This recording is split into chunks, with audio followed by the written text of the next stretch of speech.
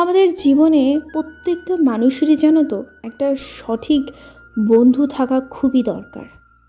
কারণ তুমি দিনের পর দিন যত বেশি গ্রো করবে, যত বেশি বড় হবে বা যত তোমার বয়স বাড়বে, তার সাথে সাথে দেখবে যে সম্পর্কগুলো সেগুলো কেন জানি বা কী অর্থে ছিন্ন বিচ্ছিন্ন হয় তুমি নিজেও বুঝতে পারবে না। কিন্তু এটা বাস্তব, এটা হয়। যখন আমি ছোট ছিলাম তখন দেখতাম আমার আশেপাশের আত্মীয় স্বজনরা অন্যরকম ছিল। এখন আমি অনেকটা গ্রো হয়েছি, আমার নিজের রিলেটিভরা আমার থেকে ডিস্টেন্স মেনটেন করে, হয়তো আমিও তাদের থেকে অনেকটা ডিস্টেন্স মেনটেন করি। জানি না এটা সমাজের জন্য নাকি এটা বয়সের সাথে সাথে, তো যাই হোক।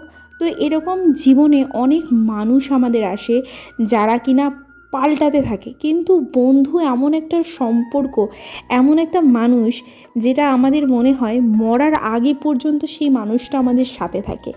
আর এমন একটা বন্ধু খোঁজা খুবই কঠিন, কারণ আমাদের জীবনের জার্নিতে প্রচুর মানুষ আমাদের লাইফে আসে। স্কুল লাইফে অনেক মানুষের সাথে পরিচয়, কলেজ লাইফে অনেক মানুষের সাথে পরিচয়, ছোটোবেলায় মানুষের সাথে পরিচয়, চাকরি জীবনে অনেক মানুষ আসে। তো এদের মধ্যে আমরা ঠিক বুঝে উঠতে পারি না যে কে সঠিক বন্ধু।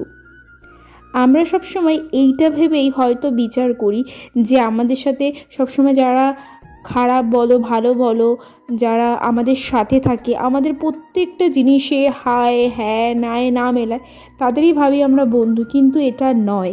তারা ঠিক আমাদের প্রকৃত বন্ধু নয়।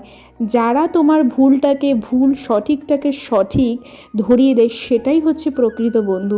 আর একটা প্রকৃত বন্ধু বা একটা প্রকৃত মানুষের কাছে তুমি যতই সে ব্যস্ত থাকুক, তোমার জন্য সর্বদা তার কাছে টাইম থাকবে।